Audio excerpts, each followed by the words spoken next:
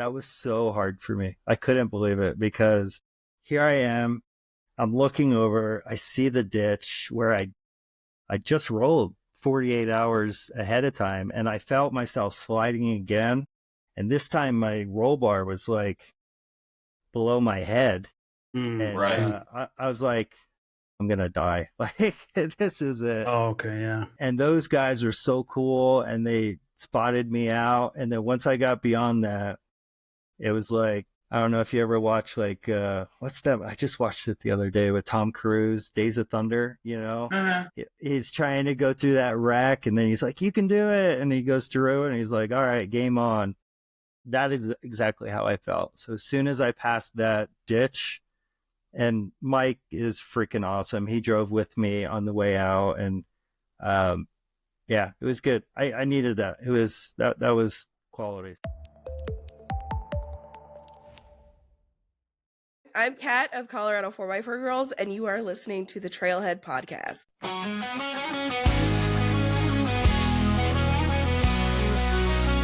Rev it up, let it roar, feel the ground shake. Pedal down, dust flying, no time to waste. The trailhead's calling, engine power on a roll. This is where trails start and stories unfold. On the starlit skies, where the wild things roam. Every trail a journey, every Jeep a home. Meet at the trailhead, where the wild ones run. The dust kicks high and the day's not done. With the road wide open and the dirt in our soul. This is where trails start and our stories unfold.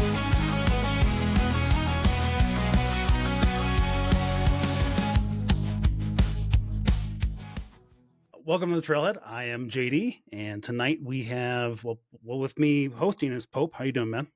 Great. How are you guys doing tonight? Doing all right. It's getting warmer here in Colorado, so I'm okay with it. Well, that's good, because it snowed in California today. I saw King of Hammers. It's tough, man. It was a lot of snow, too, for them. Oh, well. It'll make it more interesting out there. There's a reason they call it a lake bed. Yep. And joining us in the hot seat tonight is Craig Decker, also known as FergieJKU on Instagram and YouTube, and FergieJKU.com. That's right? Or is it the FergieJKU.com? Okay, cool. The JKU. Awesome. Well, welcome back, man. Yeah, thanks for having me. Yeah, awesome. So I was looking back, man. You were one of the first people to come on the show, just kind of as a guest host of any kind. And you were on one of the core conversation episodes before we kind of split our live shows to our interview shows. Like, you're so far back that I couldn't find your intake form, and I had to go back into my stuff. I'm like, oh, there it is. And kind of get my base level of information about you again. So, intake form sounds like the doctor's office. It does a little bit, and it should. Like, I want people to be, and when they come on the show, I want them to know that there's a long question. No, it's really not. It's 2 questions and a, hey, I can be on the show. But yeah. So Craig, we had you, I was going to have you on the show, I don't know, back in December sometime. And then you had, well, we'll call it an incident for now, that you and Randi can have a powwow moment about in a minute. And then we had some other stuff go on, so we kind of pumped you back a little bit, but I appreciate you waiting, and I'm glad we finally got you. And I've got some really, we got some great footage to share. I mean, I'm going to put great in air quotes. Like I said before we get started, there's so much footage of this roll. And one of the things that you have there is the view from inside the cab when Mike was following you. And a lot of times when these things happen, you either don't have the outside view, or you don't have an inside view, or you have neither. And this is one of those times where you kind of get to see everything but the inside view. Did you, and that was the one thing I didn't get to ask you, did you get a view of inside the cab? Was your dash cam rolling? You know, I did. And I haven't posted that, and I don't know if I will, just because that one it took me a while to watch that one. But it's interesting. That's okay. I'll share with you guys on the down low, but I don't know if I'm going to post it. Did you use profanity? No, I didn't. I was more in shock of what was going on, but It's interesting because when it goes, because you get both views, because I have this dash cam where it's on my windshield and it does inside, and then I did another one for inside, mainly to get my dog, because my dog always comes over my shoulder and it makes cool reels. And luckily I didn't have the dog with me, but it just is on all the time. So when I downloaded that a couple weeks later, I was like, but you get the inside, so you actually see everything coming crushing down. And I'm like, I could ducking down. Craig did post that video, and here it is. Emergency video. Emergency video. Steven, Craig just rolled. What? Craig just rolled. Tell him to turn it off and put it in park. Craig, are you okay? Yeah. And I don't know if you saw my story, but it happened on a Friday, I think. Yeah, it happened on a Friday, and I was so low key about it. I didn't tell anybody about it because I was so scared someone was going to go out there and jack my wheels or. Oh, I know. I had a few conversations with people on Facebook the following day. Yeah, I know. Yeah, I was pretty. There was one guy that went with us I was not happy with because he took a picture and I was just like, what the heck, dude? Like, like you could just wait like a couple of days and then you can share all that stuff. Just one day. I don't care. You can even be first. I don't care, but don't. Yeah. Don't post it before I want people. Yeah, exactly. Or tell your mom knows you're okay. Like that was kind of my big thing. Like I was like, dude, there's people that are going to see this. And if I can't respond to them, they're going to be like, is she okay? Like that's a big deal. Right. Or they're going to steal your rig, or they're going to do social media. Yeah. Luckily, I say luckily, but if it hadn't have snowed, I don't think this would have happened. But luckily, it was snowing. It was very icy. So, like, there was one set of people that actually went on that trail that next day. So, okay. In other words, no one wanted to go out in the snow on that trail in the middle of winter. They were smart. Okay. They were smart. All right. Well, we tease a little bit. We'll talk a little about it. We'll share all the footage that we have with it. And then we'll get off the subject so that you don't have to spend your whole time talking about it. Right. But first things first, man, you are a Colorado native. Yes. No, I'm from Pennsylvania. Where? We got another East Coaster. Wow. All right. What brought you out here? The Army. I was stationed at Fort Carson when I was in the Army. And then I met my wife out here, and when I got out, I just decided to stay. I feel like that happens a lot here. Well, thank you for your service, sir. Thank you. So how long ago was that? That was a long time ago. I was probably about... So you don't want to put a date on it so no one can do the age calculation? Plus 20, so yeah. I think I feel like we have reached that stage in life where we can just reference things in terms of decades and just be like, it's plus 20. Yeah. I like that. Yeah. I'm taking that. Speak for yourself. Don't lie, Pope. If you really stop to think about it for a second, you know you've had that moment where you're just like, man, I've been doing X, Y, or Z for 20 years. And then you're like, oh, I just said 20 years. I literally today just said I've been listening to this song for 30 years. That's usually where it hits you the hardest too, is when an old song comes on that you haven't heard. Yeah, and it was cool when I was a kid. While you're in an elevator. Yeah. With a bunch of young children. Mm-hmm. Like, we're going through Walmart and they're playing Two Live Crew now, and it's normal. You know? The radio version. Yeah. Wow. What got you into off-roading? You know, I bought my first Jeep. It was a 98 TJ. And I've just always wanted a Jeep. Growing up in the mountains, you know, we always trailed around, but I never had a Jeep until I got that TJ. And I really didn't even do much to it. But my son turned 16 and he really wanted my Jeep. So I was like, all right, you can have my Jeep. And then I bought my current one, the red one. And it really wasn't until he started getting into it. He started working on his Jeep, So we started doing it together, and then we just started trailing together. And that's really when I first started it. And that was, I want to say 7, 8 years ago. Okay. So, and Fergie's a JKU, right? Yeah, 2011 JKU, stick shift. Is it the Rock Lobster? Is that the red? It's a flame. Oh, okay. Yeah, that I always forget that you have a manual. Like that just kills me. Like every time, like we got to the end of the trail that day on Hackett, and you're just like, no, I think I'm tired. I'm done. I'm just like, oh yeah, that's right. You've been driving with a manual all day, up and down. You got to work. Yeah, looking back, because my TJ was a stick shift too, so my son drives a manual as well, and I just never thought about getting anything else but a manual. And then I drove Stephen Lawrence, his orange Jeep that everybody drives. And I was I don't feel special anymore. Yeah. Okay. And I was just like, oh my gosh, this is a breeze. Like, oh, it was so easy. And it's night and day between stick shift and automatic. But well, and it's all the other parts too. I mean, it's kind of a ridiculous machine. That's why he lets everybody drive it. Like, look how cool I am. Look how smooth my ride is. It's just a lot of effort, man. Like I know from just a standpoint of paying attention that I don't necessarily know that I could do a stick shift and off road. Like I have a hard enough time paying attention, and I don't have that much stuff to do. So kudos to you, sir, for keeping that up, because that just seems like a lot of effort. 2 times a trail, at least. Yeah. Okay. At least. I don't feel like that's terrible. Yeah.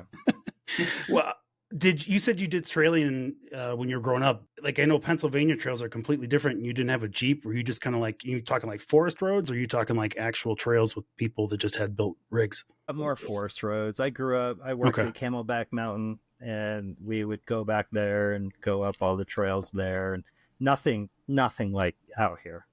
Nothing. Yeah. When you started getting out into the mountains here 7 years ago, then had you experienced that after 13 years or however 20 plus years that you'd been in Colorado?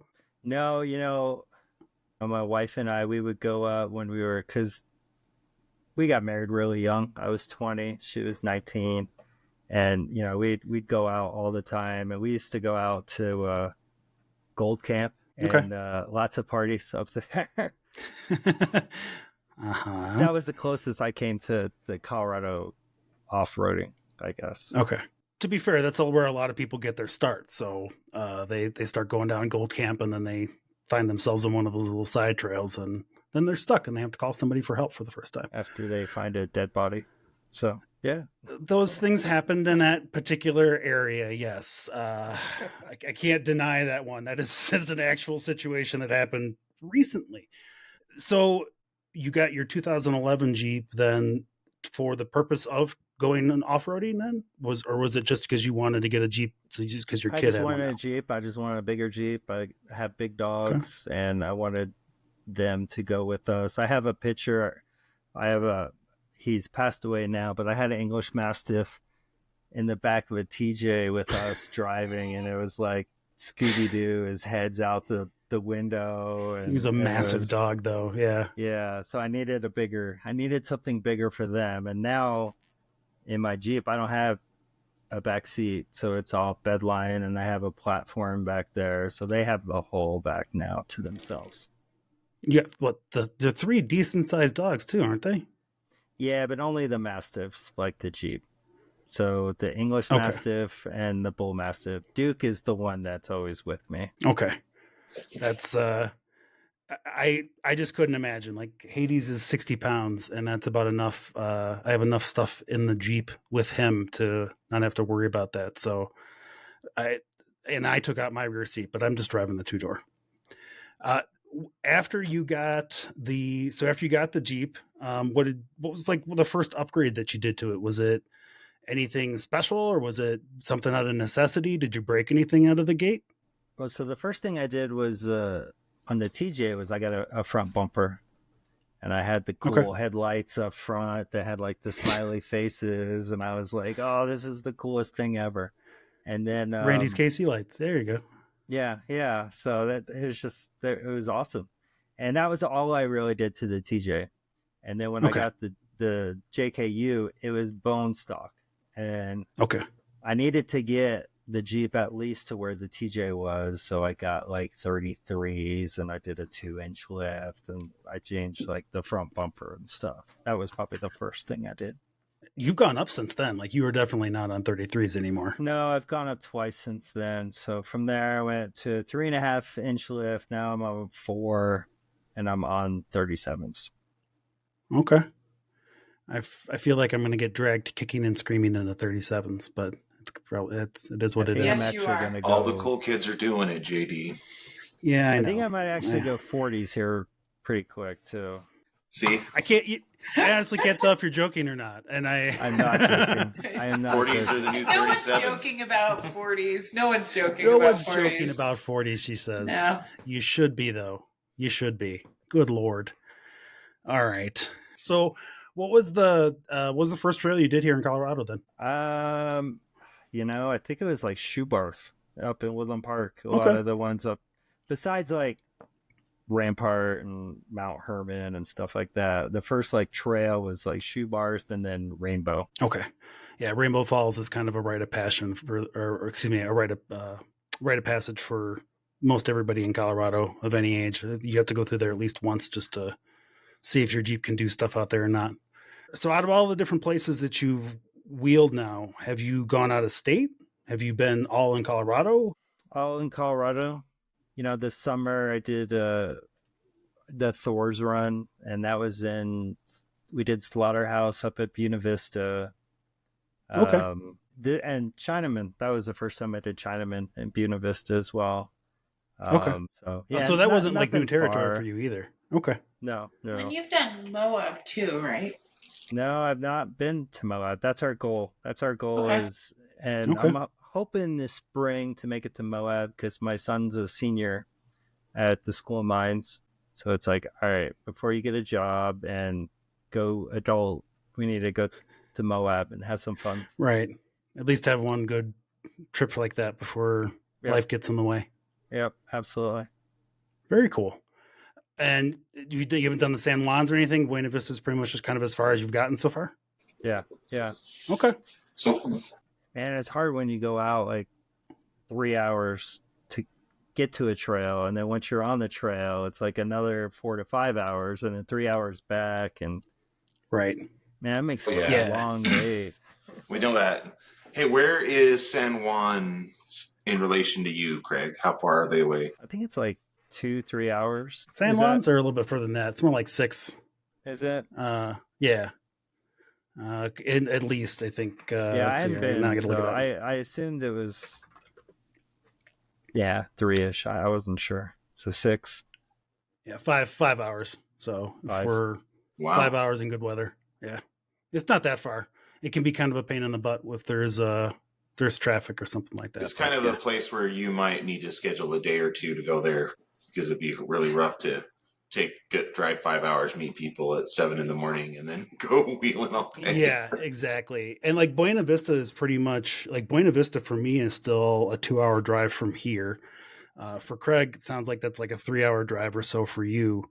And that's just, and then for him, he's essentially an extra hour for anything that I say I've got a trail to. So even the trail that I say is 5 minutes from my house takes him an hour and 5 minutes to get to. So, which Nothing is a trail he closer often. than that, huh? No, I'm on the east side, and if I were to go further east, it's just flat and there's no real trails. A lot of my footage, if you're like, man, that stuff is really flat, it's like basically my backyard. It's just he's almost in Kansas at that point. Yeah. Oh, way over there.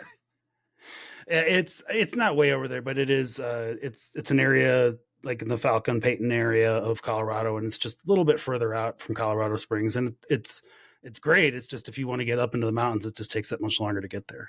Yeah, because everybody wheels in Woodland Park area, Divide area, and it's a lot further. Yeah. So Buena Vista isn't too bad, but I don't even really like making a 2-hour drive to do that and then turn around and come back. Like it's just a lot. Because I'm exhausted at the end of the day anyway, and usually an hour to an hour and a half is my max, but it depends on how motivated I am.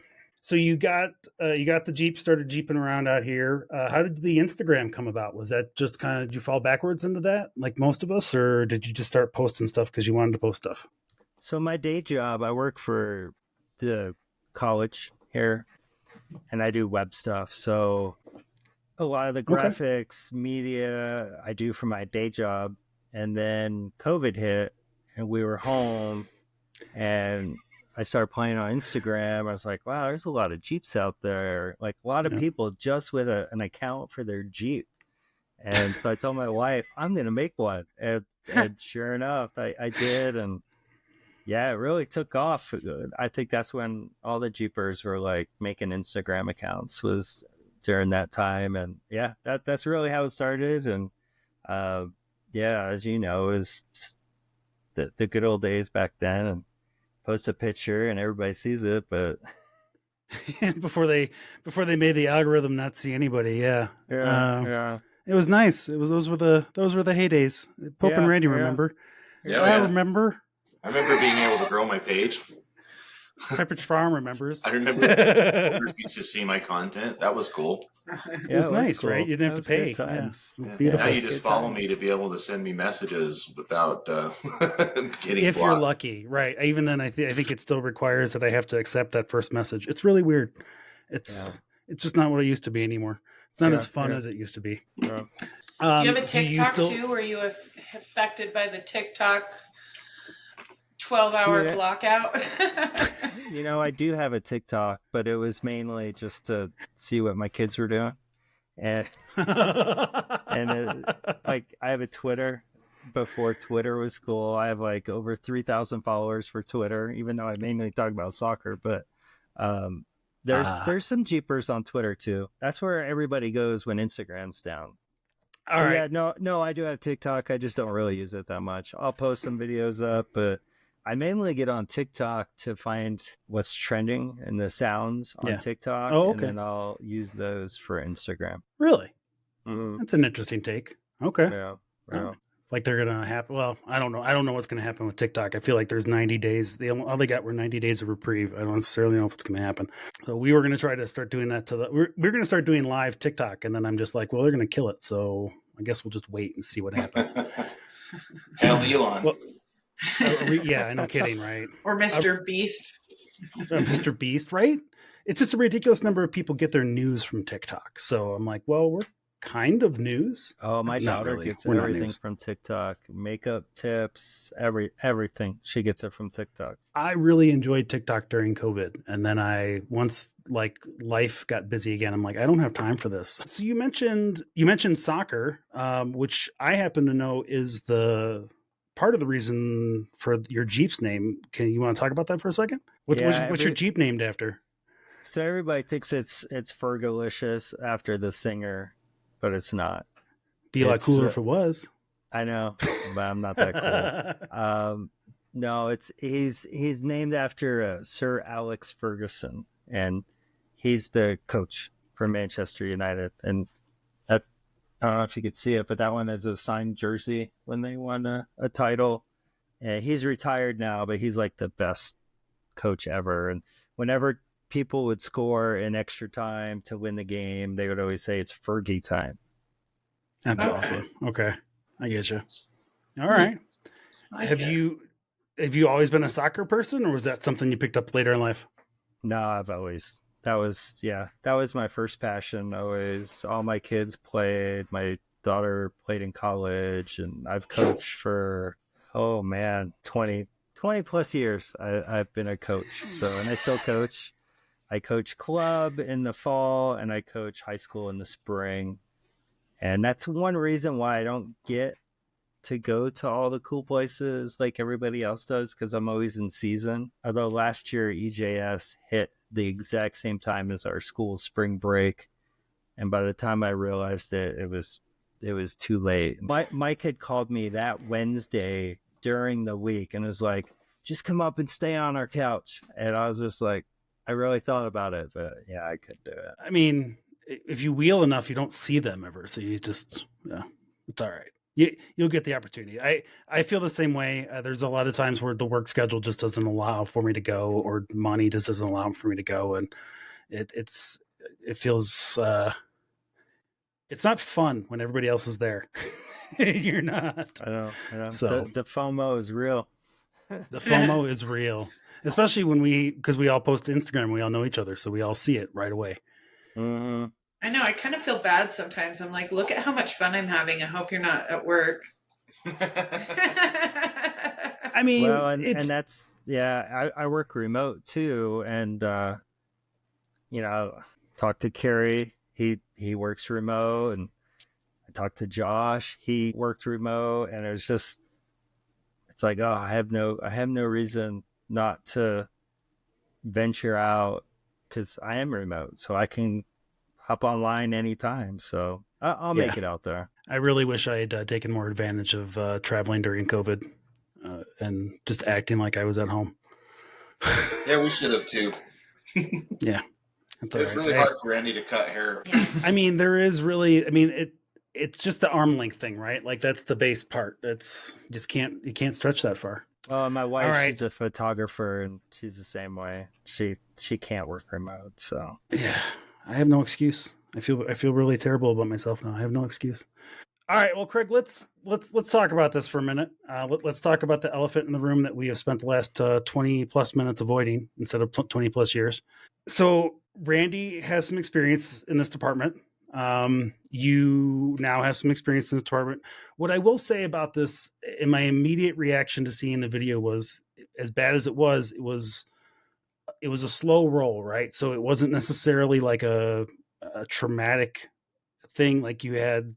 We talked a little bit earlier about the inside cab footage that you have, but there has been some. I mean, Randi's was pretty quick, I think, in terms of just speed. When you watch that video, it was pretty violent. Yeah, violent is the word. It's probably I was probably looking for. I'm not trying to take away from it at all. It was a situation. Your wreck sucked, Fergie. No, actually, the reason why I say that was because when it happened. Yes, because I'm like, oh, she should be able to save that. Like I felt like you turned it off right away, like you did all the stuff you're supposed to do. Mm-hmm. So I want to share this moment again, because I don't think there's not a whole lot of times where you get to see this stuff when it happens like this. This is from Mike Randall's. Craig. Oh, It's just, I mean, it's fast and slow, right, Fergie? Yeah. Right. Like you're moving. Like you're clearly moving fast. Then yeah. It just. All right. That was the last time for that. Mike's slow-mo. Man. No, actually, so I did that just to show. So that hole ate your whole Jeep. Did it? Yeah, it did. Like you just kind of slid to the side. What happened, man? Like, did you, did you have a feeling? Did you have because I could kind of see the line, but you couldn't. It was pretty snowy and it was pretty icy. So we were on our way out. Like we had done really?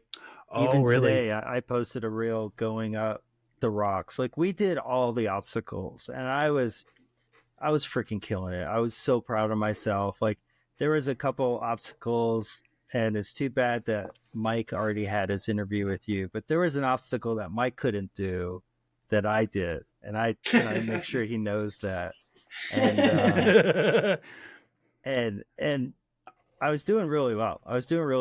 And there was a guy with us who was having issues with his Jeep. So we were going to take the bypass out of there. Okay. And we were like maybe a half a mile away from that on the way out. And I had just gotten winched up this huge hill. It was this ice sled hill. And we were just cruising. And I didn't even see that ditch there. Like I didn't even know. I thought it was just a flat road. And looking at the video, I hit the tree root and it made me slide down, and I didn't even realize it. I mean, looking back, like, and I'm sure Randi and Pope both did this the whole night. Like that night, I couldn't. It was hard to sleep because all I kept thinking was about, oh, if I would have done this, if I would have done that, if I would have stayed higher, and if I would have gave it more gas. Right. I think your role is more similar to my role than Randi's, and that you're just driving along and all of a sudden you're on your lid and you don't know what happened. Exactly. I had no idea what happened, and I was going, and I felt the back tire start to go, and I had no idea I was gonna. The ditch was there, and I was gonna roll, because otherwise I probably would have tried to gas it, but Okay, yeah. yeah, and then Because I it almost started looked like you going. hit your brake there, and I was just like, I wasn't quite sure why you would hit your brake. But Yeah, that makes sense if you didn't no, necessarily know. yeah, I didn't know, and I don't think I hit my brakes, but it's possible. I didn't look at the taillights on that video, but You might have already started sliding by the time I saw your brake lights. I can't be. That might have just been you trying to keep yourself from going any further. yeah, it's possible. But if you look at like the recovery and everything, and even when the next day, that's a steep drop. Like Yeah. it wasn't just a little hill. It was a steep drop, and everybody's like, "Oh, Fergie, want to take a nap? Just lay down in some snow." And the next day when I went back, there was a freaking boulder right above the driver's side. Like had I been sitting upright, I would have hit my head, and this would have been a different conversation. But as I started to roll, I got down low. Kind of instinctively got down. Yeah. Yeah, I got down low, and then as I went, and then I was just kind of in shock, just like, oh my gosh, I just freaking rolled my Jeep. What the heck, you know? And Mike and Steven, and they're all, you know, and luckily, I know Steven got a lot of crap for this, because on the radio, he was like, tell him to turn off the engine right away. I would not have turned off the engine right away had I not heard that. So I turned it off, and why are people are giving you crap for him saying turn off the engine? Man. Yeah, why? like, oh, your friend really cares about you. He's just telling you. No, he to turn cares off about the your engine not exploding. That's what he cares about. He's like, I know. He cares that you're okay, but he, like, anytime you see somebody roll, the first thing you hear is turn your engine off, because everybody knows that it will just kill it. Yeah, and then I couldn't get out because my door was wedged into a rock, so I had to roll down the window. Luckily, I have a hand crank window, so it was easy for me. And I crawled out the window, and then I just kind of sat there in shock. It's a significant ditch. No, it's not. Like, from the video that we saw, the original one. It's funny, when I saw it, I was like, oh, nice that it was snowy, because it wasn't that far. But when you really look at how far down you go, it's insane. Well, and then it's sitting on rocks. It's just snow is covering the rocks. So, yeah. Did it feel like, what do you remember? Because I remember I had to load mine up. I was doing something stupid in the first place, so I knew something bad could happen, I guess, in some way.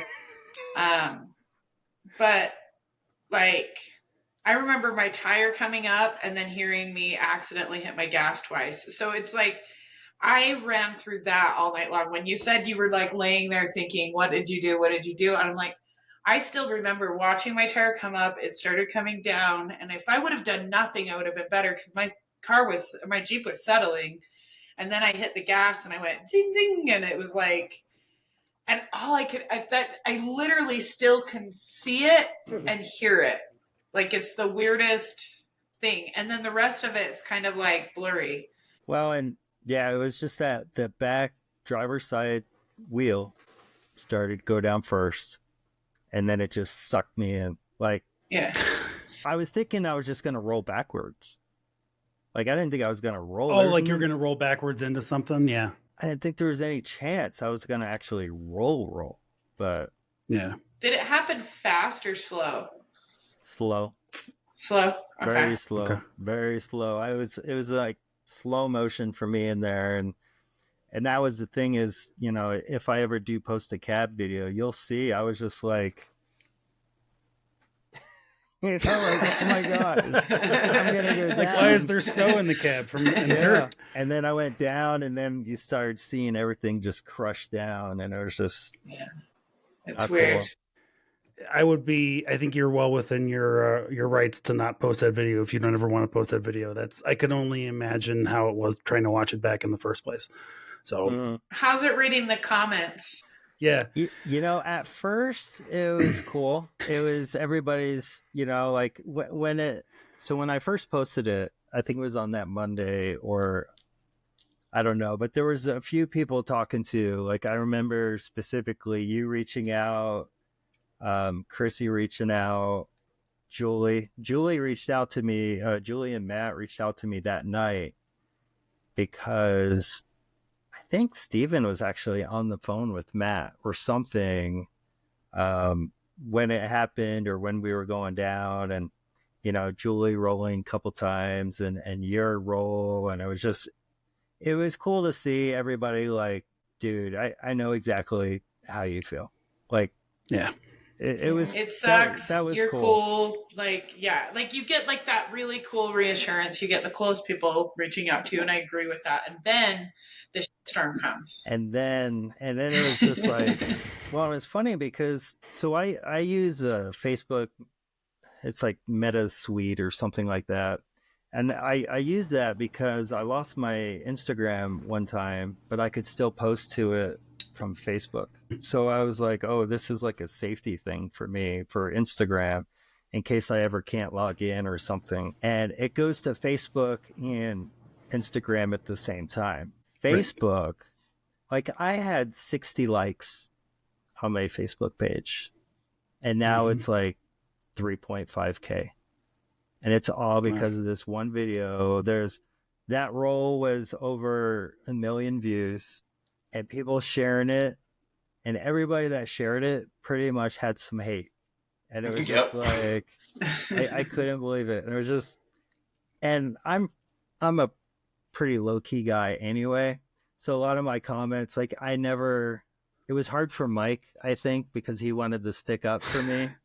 That was my friends too. I had a lot of pit bulls. I had a lot of people like, hey. Yeah. And I'm just like, cool story, bro.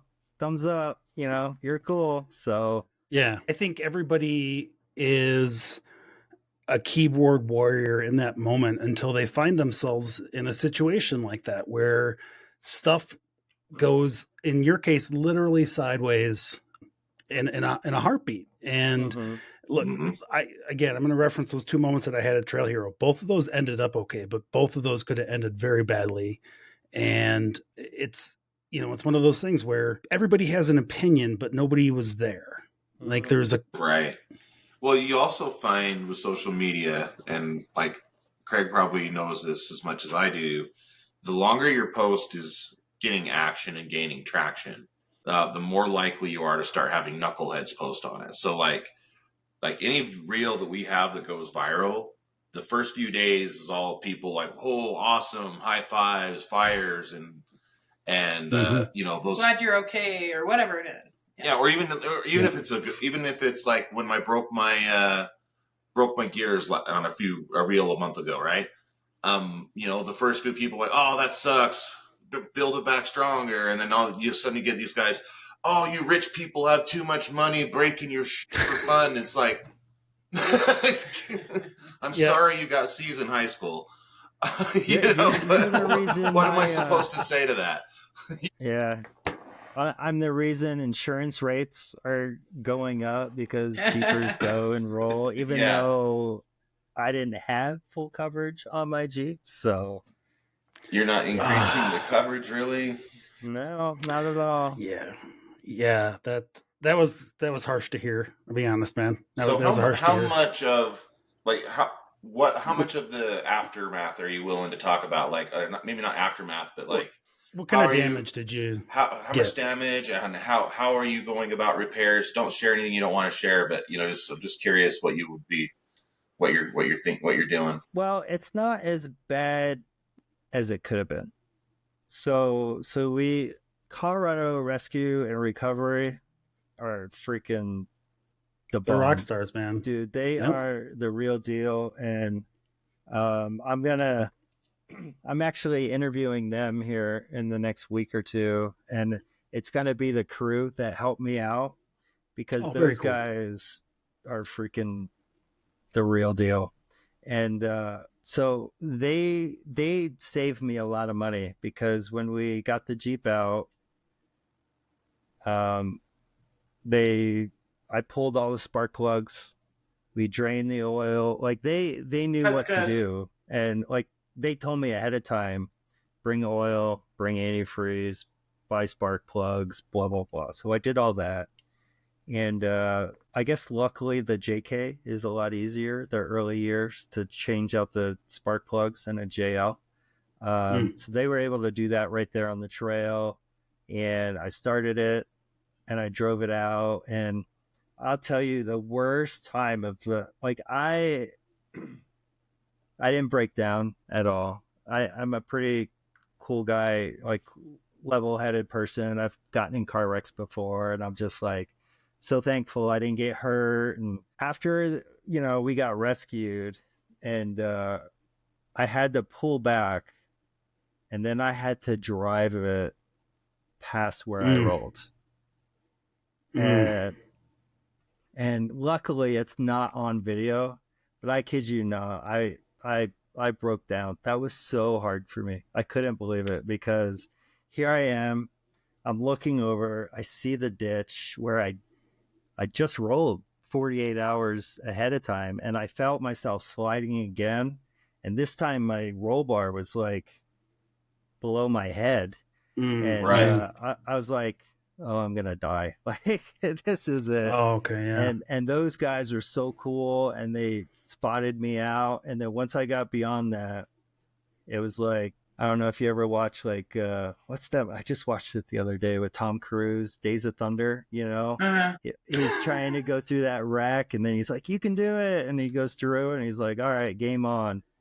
That is exactly how I felt. So as soon as I passed that ditch, and Mike is freaking awesome. He drove with me on the way out, and it was good. I needed that. It was that was quality. So I could totally understand that. Like, there's those moments have where you you're gone like, back to where you rolled?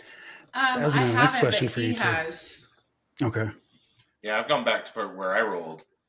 It's part of our tour we do now. Here's where Misfit rolled. No, it's a pretty common spot in 5 Mile where I rolled. It's not common for people to roll there at all, but it's a route that you would take a lot. And so we've taken that route a couple more times, and like, oh yeah, this is the spot where I rolled. And they're like, how the hell did you roll here? Well, and it was funny. So, and I don't know if you were going to get to this, JD, or not, but so Friday I rolled. Saturday, I was like trying to not post anything. I think I said, I'm going off social media for a couple days. I'll be back. And then a guy posted it. If this Jeep is yours. That's the guy I was talking about. Yeah. Dude, he's. But so Yeah. I see his post, and he took my sticker and put my sticker next to the Jeep, and it was like, call me and I can recover you. And so that was Saturday night. So I was a little worried, because he basically said, Chinaman, this is who did it. This is where his Jeep is. I was kind of nervous at that point. But it was kind of nice to see 2 or 3 other people comment, oh, I know where that is. I rolled there 2 years ago. Oh, I know where that is. I rolled there. And it's like, okay, so I'm not an idiot. All right. Yeah. That's good. Well, it was weird because I was actually talking to Julie, and she's like, someone rolled in Colorado, but I can't tell you who it is because they're like pretty shooken up today. And I think it's because she was talking to Steven, And I'm like, really? And then the next morning I saw the picture that somebody posted of you, and I'm like, what the hell? Like, yeah. I'm like, I know that Jeep. Like, you can't post. It's kind of like when the first video of mine, it's like me upside down, and it's like, this is what a Dana 60 looks like, and you can obviously see it's my coils. You can obviously see it's like my stuff. And I'm like, dude, why do you guys have to hang off the teat of somebody else's mistake? Yeah. Like, it's so obnoxious. Like, I'll put and it now to that you. you've rolled, like, the idea of posting somebody else's roll, you would never do it to somebody, huh? No. Because it's not your place It's to bad, say anything. it's bad etiquette. etiquette. Juju, and it's bad etiquette. It's bad etiquette. You shouldn't post someone else's traumas That's their stuff to do. Even if you're on the trail that you got that video, cool, you got the video. What your job is at that point is to send it to that person. Your job is not to put it on Instagram before they get off the trail. Yeah. Well, and I think what Craig is saying, and so Craig, that's actually, that post is what kicked me off, because I woke up and I tend to get up early, even on weekends, and I'm looking at my phone, and my wife got up, and I'm like, I think that's Craig. And so then I start said, did you message? And I'm like, tell me that wasn't you. And because I recognize the skid plates. And, yeah, that was what I recognized too. Pope told me not to put stickers on there. Dang it. Someone told Randi not to put a gem logo on the bottom of her, or a smiley face on the bottom of her skid plate. You said that. You said don't put stickers under there. Missed opportunity. I thought of that. But yeah, my biggest complaint about it was, and I messaged that guy on the side, and I messaged the admin of that group. I'm like, you need to take that post down, because it's already scheduled for recovery. This person is just clickbaiting, and all you're doing is putting that Jeep at risk. And that goes for anybody. If you're out on a trail and you see a Jeep that looks like it rolled recently, and there's nobody there, and even if there's not a note on it, I guarantee you that person knows their Jeep is there. They're working on. Hey, did you lose your Jeep? Did you Are you lose? looking for it? Did you lose Fergie? Did you lose him? Yeah, was it hard? Like Craig's sitting at home in his recliner going, "Oh damn it! I knew I forgot something today." No, like I forgot my Jeep. I knew I left the trail was empty-handed. That was weird. Good Lord, yeah! Don't post that online. And in Craig's case, like, your sticker, like, your information was there. Like, they could have reached out to you directly. They wanted to get some stuff in that group, and it was just annoying. So eventually that post did get taken down. It was basically like making an advertisement out of your Jeep. Like, oh, hey, by the way, I can recover this. And in the summer, Craig would have been in real trouble. Yeah, because someone could have gone and someone would have themselves. It's not a question of Oh yeah, I was so worried about my wheels and my PRP seats, and yeah. Oh man, you guys live in a dangerous area out there in eastern Colorado, man. The hood, man. Well, I mean, you know what? It's funny. It's like, after all that, like, you know, like, I don't feel like you need to justify your PRP seats or anything else to anybody. Like, you use the equipment. Yeah, that's awesome. Safety equipment was there. Do you have harnesses too? You probably do, right? Yeah. The harnesses and the seats do their job. That's what the thing is that saved Randi too. They did their job. They kept her butt in the seat. Yeah, new seats are on my list. Yeah, I want to put them in my son's Jeep, so that's my next goal. So hopefully they accept me for another year. So we'll see. But it could have been worse. Have you reached out to them since this? This is an advertisement for them. I have actually. I have. So my windshield frame is busted. Windshield, obviously. And then on my roll cage on both sides, the driver's side and passenger side is thrashed. Hardtop is thrashed. You did not have any aftermarket support in there from like a roll cage perspective, right? You just had that bar across the back. Yeah. Well, I had the harness. The rock hard 4x4 harness bar. I think that's kept you square, just like me. Like, like even just having that to support across in the center, better than nothing. Because I stayed completely square too, and I hit hard. Interesting. Like, I'm really lucky because I fell into that. Actually added like a little bit of extra bracing from your side to side. Yep. Yeah. And made it so the speaker bar could do a good job of protecting your Jeep at that point. No, I think if you can't afford a full roll cage, and I really think that's like a good way to just secure it. The harness bar, they have like bracing and supports for non-cage stuff as well that you could possibly add that'll give it that extra strength. Won't necessarily make it survive more than one event, but like it'll hold up so you're safe. That's the important part. Yeah, so originally when I did it, first I was like, all right, am I keeping this Jeep or am I getting an automatic now? But once I got into that, you gotta ask yourself the important questions. Yeah, and I was like, all right, it's fixable. I'm gonna fix it. And originally I was thinking I need a new roll cage, like total roll cage, and I was gonna put in a moto built in there. Now all of the back is dirty, so what I end up doing is I bought the rock hard sport cage, and I bought the I bought it all. So I bought the main bar that goes back, and then the bar that goes back to the passenger or the back seat. And then they come with seat pillars as well. So I bought those as well. So I'll get that, and I'll keep my stock cage. And I thought about the motor bill, but I run full doors a lot. I don't do typically the crazy stuff that Pope and Randy do. Well, and build to what you do with it, right? Like even in this particular instance, it wasn't. So you're able to keep your stock cage. So actually, it's structurally still pretty well intact. Then it's all intact. The only thing it isn't is the two bars above the driver's side and the passenger side, and those two bars detach anyway. Oh, you just because it's part of the windshield. Mm-hmm. Yeah. Okay. So all of that is fixable. So that's rad. Yeah, that's really good, man. I'm pretty stoked. And I can still do a soft top. I can still keep my sound bar. And at first I was like, ooh, get a motobill, but I'm not as cool as Randy. Well, you start there, but Randy doesn't have a radio in her Jeep anymore after that. So, I mean, it's trade-offs, I guess, at that level. No speakers. No screen anymore, but that's just because it broke. Well, I mean, yeah. I got questions. We'll ask another time. All right. Yeah. Well, I mean, so no matter what, man, I'm glad you're okay. That was the first thing that, was after this happened. Like, you're okay. Like the Jeep, fine, that you can get to that piece, whatever. But like I said, when I watched, Mike's video of it later and everything else, I'm just like, it could have been a lot worse. So at least, it was kind of that slowish roll, for you, hyper slow. But for the rest of us, just kind of slower than some of the other, those kinds of rolls that we've seen in the past. And it's a good reminder, though, that can happen to anybody at any time. And snow wheeling is dangerous, folks. Well, that's what I told especially in Colorado.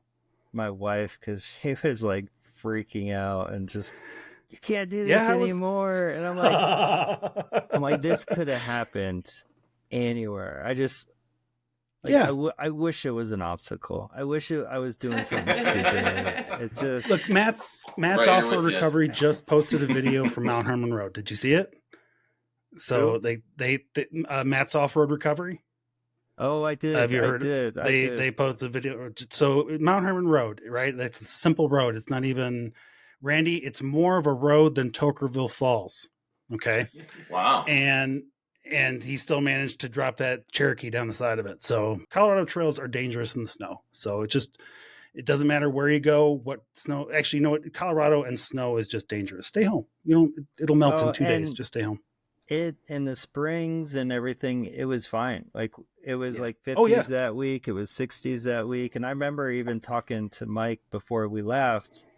Hey, it might snow. And I remember him saying, it'll make it more fun. I was like, oh, okay, all right, let's do it. And do you guys see why I don't trust Mike 100% on everything? And like, I'm gonna check things before I go. Yeah. Well, and when we got there after the gatekeeper, it was like, and Steven and Mike are the best. Like they spot me so well, and they're awesome. They know what you can and can't do, and I just remember Steven after every obstacle. This is like the hardest one we'll see. It's all cake from here. It's all cake. Like each one we did. This was the hardest one. It's all easy from here, and he was right for the most part. And like I said, it was just flat road heading out, and I just must have switched off. I didn't see something, so it happens. Well, with white, like I feel like in the snow too. So it's kind of like the sand in Sand Hollow. Sometimes you're like flying down the dunes, and it looks flat as can be, and it's not. All of a sudden, you find the cliff. You find a hole or a rock that you couldn't see from a certain angle, and the snow's the same way because it's so white. Man, sometimes you don't covered. See. I didn't even see that tree root, and everybody's like, "Well, didn't you see Steven's tire tracks?" And it's like, no, he was too far ahead, and I didn't. It was white, and video. So video tamps down something that happens in Colorado, and in the summer it's bad, right? The sun is real bright, and you got to wear sunglasses because you will burn at 7,000 feet. But when you take sun and then of any level, right, even if it's overcast, and then you add that snow that we get here, and it just gets this reflectiveness, and you can't see. The ground is white, so it looks on the video, you're like, oh, I don't understand why you didn't see that. It was all white. It's all one shade of white. There is no differentiation. The camera is doing all that for you. Well, there's a lot of times when I'm driving in the snow here, I have my phone on and I'll turn my camera on because I can see cars in my camera that I can't see when it's windy, or like when the snow's coming across. So that's a little trick in the winter. If you ever want to see, like if you're in like a blizzard and you need to see cars, it picks up cars better than your eyes can see cars when it's snowing across like that. Yeah. So even in the video, you'll see like the banks and the like details and stuff. I'm obviously not going to drive staring at my phone, but I can see if I can see tail lights faster all the time. Then I can see out the windshield. Does that make sense? Like it polarizes it and it makes it easier to see. So it's kind of a cool little trick when you're driving in crappy weather. Like I actually imagine those kinds of assisted driving things will come along way more in the next few years. So, all right. So Craig, are you, well, two questions for you. First, I know you don't have the Jeep back as of this recording, or you do have the Jeep back. You planning on getting it anytime soon, or you think it's going to be busy for a while? So I had someone reach out to me, and I'll say more later on. I had someone reach out to me to really help me. Like, amazing what this person did, and it reached out to me and helped me out. And the windshield frame and the door, I think, arrived today. I got a new hardtop on it. Need to fix the roll cage. But the windshield frame and door are actually already flame red, so I don't have to paint it or anything. Nice. So I'm using it as an opportunity. I'm going to get off all the decals and do something a little bit crazy when I get it back. So. Okay. That's fun. All right. And then, so my follow-up question to that would be then, are you ever going to do Yansing Chinaman's again? Not during the winter. Not during the winter? Are you done with snow wheeling? Yeah. I kind of already knew the answer to that question because. Yeah. I want to do it I definitely want to do it during the summer. Yeah. Like I said, I did all the hard stuff. I did, and it was fun. We were having a great time, and it was just on the way out, flat road. Obviously, when I go back and do it, freaking Mike named it like Fergie Rock or something like that. So it will show on my pin when I go by it, so I'll know where it's at. If it were more of an actual obstacle, then I could actually get somebody at Trails Off Road to make it a waypoint for you and actually give it a name. But I don't think they're going to go with me on that, only because it's not an obstacle in the summer. No. So it's but I'll do it again, and I killed my TJ on Mount Herman Road actually. I killed it trying to go snow wheeling when I had zero business, no lift, no anything, stock street tires from Chicago, and got myself high centered, and then a couple of rednecks with a chopped pickup truck. Yeah. Yep. So it's you kind of learn those lessons one time, and then as much I want to get out. The dog wants to get out, and everybody wants to get out. But see where I'm at, I can do that out here because we basically have fields out here. Yeah. So I actually this winter, it was in November, I went out stupid by myself and got stuck. So I had to call a buddy to come and. I do remember that post. That was Yeah, stuck at the side of a road. Yeah, that was me. So that's all right. So I'm learning a lot this year. That's okay, man. Everybody has a learning curve. Yep, exactly. Look, just because I haven't flopped my Jeep doesn't mean I haven't on the trail caused massive damage to it. So I just didn't roll it over, right? It still was 8 months and I less than 20. Let's just put it that. But it wasn't great. So it's you learn as you go, and luckily for you came out fine, and the Jeep came out relatively unscathed. I'm gonna put that in air quotes. All right. So what's on your list then for this year outside of Moab? You just kind of locally, you're gonna try to get to anything you haven't been to before in the San Juan's area? Or you're gonna try to just schedule more time for that in general? Yeah, I'm not sure. I know I definitely wanted to go to Moab. We were talking about Vernal. Vernal's awesome. Okay. Oh in yeah. June. I just What want to go about to some Sand places. Hollow? When you get into Sand Hollow? It's definitely well, and Jason, when I talked to him, he said Sand Hollow is the place to go. Like, go there before you go anywhere else. So I definitely want to get to Sand Hollow, and yeah, I'm not a big heights person, so I need to just go slow when I get out there. Well, Like, I think you'll be better in Sand Hollow than you will be in Moab. Yeah, because Sand Hollow's like canyons that you drive through. You're not as like cliffy stuff. You're not like doing the. I think there's a lot of things that look pretty sketchy. I mean, you're stick to it and things like that. But Moab is the one where you've got shelf roads that are dropping off for 200 feet. Most of the lower rated trails in Sand Hollow specifically are a lot of fun for people who don't like to do rock crawling because they're not in scary spots. You're going down a valley or a ravine, or you may be driving across a valley of sand dunes or something like that. But most of them are pretty fun and safe, and you like that a lot. We actually use most of those as access trails. Yeah, I know, like JD coming back from China Wall, and you make that path to the right. I don't remember what it's called, but that's like rocks the entire way. You know what I'm talking about? It's called Forest Service 204, and it's it was a non-legal trail before, and it's been now designated a legal trail. But don't get me wrong, there's rocks in these valleys. Oh yeah, there's rocks. Like that was I like that. That's I definitely like the rocks and stuff. I just don't like the. Yeah, honestly, buddy, I think you're better off in Sand Hollow than you are in Moab, just in terms of options. And I mean, you can go either way, right? You can do enough research in Moab to not get yourself on the cliffy stuff, but yeah, lots of things in Moab too. I was just saying, like you would love certain trails out there. Yeah. I mean, like, you have to be careful what we tell you is a dirt road, because JD will tell you it's not. Yeah. We're like, that's a dirt road, and JD's like, that is not a dirt road. That is not a dirt road. Well, yeah, you guys have. We've been over that. You guys have a different discussion level. But he would love something like Resurrection as like a challenging day. Like, it would give him that'd be a good challenge day. It would give him a day that he could try out. I think Resurrection's a great one for you because you can go out. There's little like ledges. There's some waterfalls. There's some things that you could do, but there's nothing that's gonna like take you out. And you're in a canyon. So it's kind of despite my waving to the heavens, I never felt like I was in danger. Yeah, we'll take you. Man. We'll get you in trouble. Okay. Sounds good. So Craig and you and I talked about before the show. You got you still have Fergie Time, which is your short form podcast, essentially, right?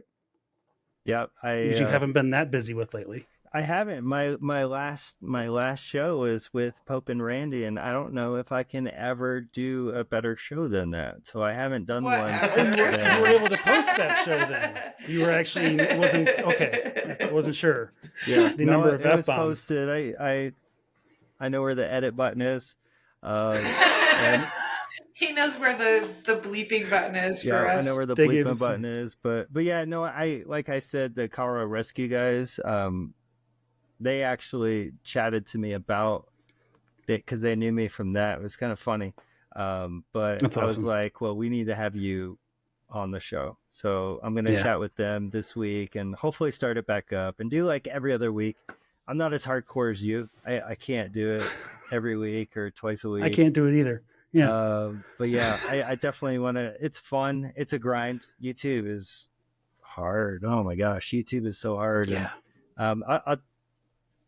And I know we already talked about the role, but the one thing I'll say about the role, talk about it as much as you want to. I don't want to spend any more time with it than you do. No, and I was sitting at 14K followers for like a year. Oh, boy. And I was like, I just want to get to 15. Just let me get to a nice number. And then I posted that role, and it just like craziness. Like, it's amazing how many people will follow you just based on one reel. They'll never interact with you or like anything. No, that's there's the downside. And that's the vice of the viral video. Yeah. Yeah, You get all the numbers, but none of the engagement. Yeah, same with Facebook. And so I posted a YouTube video of the reel and my version of the recovery. I didn't want it to steal any thunder from Colorado Rescue, because they actually did a rescue video and talked and showed how they did the pendulum and everything. Cool. Yeah, it was really cool. Yeah, that was actually a lot of the footage that you guys just saw was from Colorado 4x4.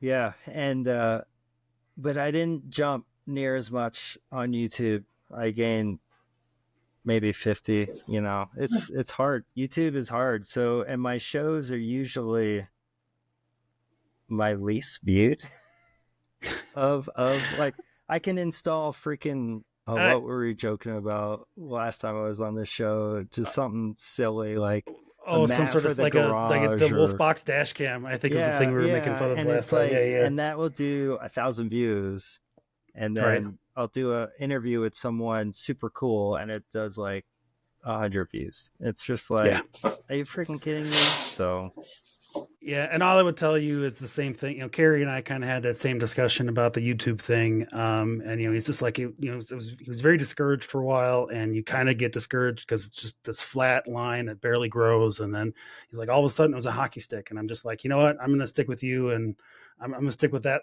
theory, and it's kind of panning out. So I think it's like Instagram at this point. You just got to stick with it if you want to put some numbers into it. But yeah, it's at this point I hate the algorithms of everybody so much that I'm just posting it because I want to post it. Like if and that's what I was going to say. People see it, great. And that's why I still do the shows, because I like them, and I wouldn't have gotten to know Pope and Randy, or even you. You were on my show, and we had gone wheeling. I know, right? We live less than a half hour away, and it was just a chance for me, and and Jason, he's not near the potty mouth that Randy is. So there's circumstantial potty mouths, I think. I keep doing it. It's fun. It is what it is. I don't care. It's not like I need it. And that's the other thing is I think that's part of the reason why I think we keep doing it is because we actually enjoy it. I wouldn't know Pope and Randy. I wouldn't know a ton of people that I know now if I hadn't started doing the show. And absolutely. I considered myself plugged into the community before that. So it's been really cool. And I just enjoy interviewing people and talking to people about stuff. And this is my pastime. So I may as well just spend my spare time talking about it too. You do a great job. So I appreciate it. So. Oh, thank you. All right. Well, on that self-congratulatory note, I feel we have definitely taken too much of your time. But I want to thank you for coming on, man. It's one of those things where after the roll happened, I'm just like, I don't know if he's going to want to talk about any of it. Like I don't, I know Randy had a moment after hers where she didn't want to talk about it, and then she wanted to talk about it, and I'm just like, I'm going to play it by ear and we'll see. And I think there's something cathartic in it. If it was like the week after, no. And even then I was just like, I wasn't going to ask you to. It's been a month. It'll be a month and a couple days. And like, even now though, like when I watch your video, I'm just like, does it give you like the agita a little bit inside? Oh yeah. You kind of relive like it a Randy, little bit in your mind, right? Oh yeah. Yeah. Like Randy, when you see like your Jeep in the RevKit ad, like does that make you cringe or which RevKit ad? Which one of them? So anyway, no. For me, it's really weird. It just seems like a story. Okay. I think that you're really sensitive like a week later because you get so much hate, and so then you just feel like a piece of garbage, and you're like, why am I doing this kind of thing? And then you get a little bit of time away from it, and you get like enough people that you respect contacting you and being like, everybody does it. Like, it's fine. Just like you get those like reassurances. And so the farther away from it, the more you learn something about yourself when you roll. And whether you like to or not, like experience comes 1 second after you needed it. And it all starts like, I have a really weird, like, phobia of anything being loose in my Jeep right now. So it will probably stick with me forever. I'm like, I can't put that in the back. It's got to go on the slip screen. It's got to like, I don't know. I'm just like, even one I'm little telling teeny you, thing hanging get out. an easy trunk. I know last time we Yeah. talked about that. I have that the easy slip trunk, screen, which is nice. Yeah. Yeah, it's probably the same thing. I Yeah. had all my tools in there and nothing. Came out. So, but here's the thing, guys. So you both had these bad experiences, right? And all of you actually had these bad experiences. Even Pope with your role. Each one of those has a different lesson for people that are willing to listen and pay attention, or just close to you to pay attention to. After Randy's role, very aware of the stuff that's rolling around loose in my Jeep. And I went through a process of making sure everything was locked down, because I'm like, if something happened, God forbid, Hades was in the back and something crushed him or hurt him in some way, shape, or form, I'd never forgive myself. No. From Pope's is kind of don't take those little side roads for granted. Like, you never know when your tire might dip into a hole. Yeah. And then, for you, also it's keep track of your pets too. Make sure your pets are secure. My dog fell out the window when I rolled. Dude, everybody was the other asking one me for about you. Duke. Everybody was asking me about Duke, and I'm just so thankful I didn't have him with me, because I don't know how. Yeah. If he would have hurt himself, oh my gosh. Yeah. Just kill you, right? Yeah. But so each one of those things, when somebody's close to you and that happens to them, you learn something from it. So you go out with a different mindset the next time, so that you're safer, you're more aware of your surroundings, you're more aware of what to do when stuff, like I said before, goes sideways. And it means you'll react better to it next time if, God forbid, it happens or something like that happens again. But more likely, it'll probably mean you don't get yourself in that kind of situation again, in winter or summer, right? Doesn't matter. Yeah, exactly. Knock on wood, guys. So yeah, I know that the internet hate can kind of suck in the short term, but I think it'll make you a better wheeler in the long term, and helps make you a better teacher when you start showing other people how to wheel in the future. Yep. Yeah. All right. Well, Craig, thank you very much, man. So I would really like you guys to check out Craig at FergieJKU.com. And the podcast link there and all that stuff is linked straight from the website? Everything's on the website, yeah. Awesome. Because then you can find his Instagram there, which is also FergieJKU. Add your numbers to his growing numbers of people following from his roll reels. But just engage with him so we can actually get those likes and talks. I comment back on everybody that, There you go. He legit does. I know he does. I do. Like, if someone comments, and then I'll go to their page and I'll blow them up, because I know I like it when people do that to me. So, but one thing, and I got the weirdest hate the day after my roll, because I posted the roll, and I actually had someone that follows me get so mad at me and block me because I didn't respond to their comment when I hadn't been online for a whole day.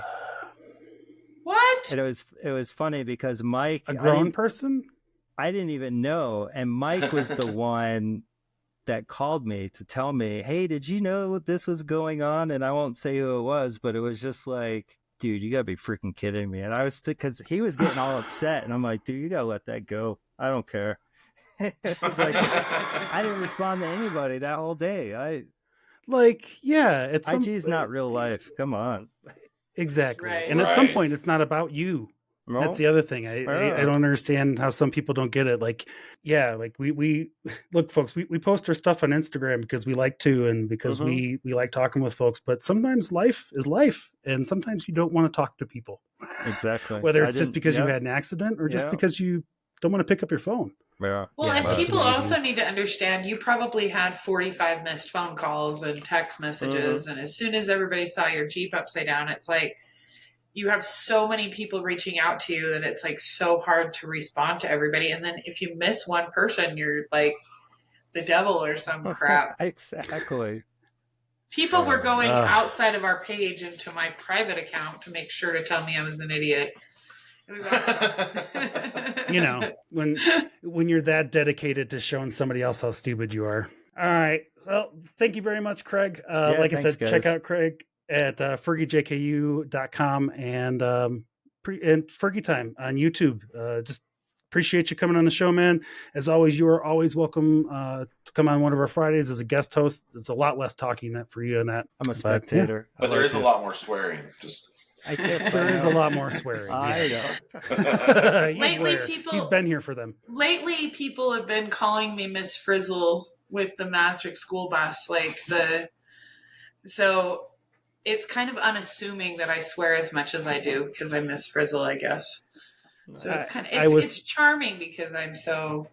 It's unassuming, right? Just kidding. It is charming. It's fun to edit around. It is charming. There was one word I had to mute on our Christmas special that I'm just not even gonna hint around the edges of what that word was. And you all in Radioland will never hear it unless you're a Patreon subscriber and watch the uncensored episode. And on that note, let's get out of here. Craig, thank you very much, guys. Man. Appreciate you. And see you on the trail. Yeah, see you guys. Good night, everybody.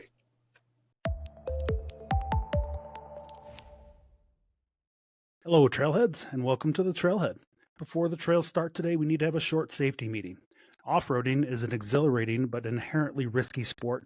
The insights and opinions that are shared by our hosts and any experts or guests on the podcast are intended to inform and inspire, not replace professional guidance. The Trailhead guests, partners, and any sponsors are not liable for any actions that you take based on what you hear. It is your responsibility to seek professional advice and make informed decisions, especially when attempting potentially dangerous activities. Always check current trail conditions and comply with local laws and regulations. Off-roading requires careful preparation and respect for safety, so ensure that you're well prepared before hitting the trails. And now that that's out of the way, buckle up and let the stories begin.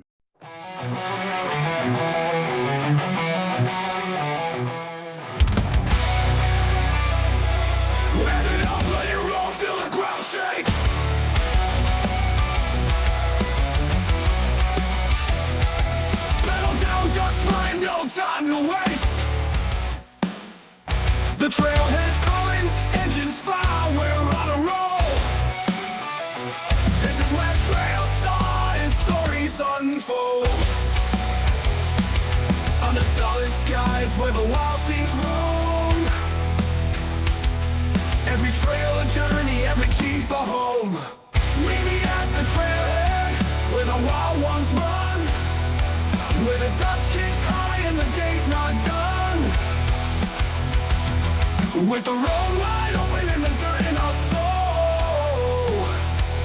This is where trails start and stories unfold. Whoa, when the trail gets tough, we crank it up. Dig down deep, yeah, we never stay stuck. Jeeps on the ridge, friends by our side. Off-road family, it's one hell of a ride. Race keep rolling, the days wearing thin. Gonna tell our stories on the trailhead again. Meet me at the trailhead where the wild ones run, where the dust kicks high and the day's not done. With the road wide open and the dirt in our soul. This is where trails start and stories unfold. On the starlit skies where the wild things roam. Every trail a journey, every jeep a home. Meet me at the trailhead where the wild ones run, where the dust kicks high and the day's not done. With the road wide open and the dirt in our soul. This is where trails start and stories unfold. This is where trails start and our stories unfold. This is where trails start and stories unfold.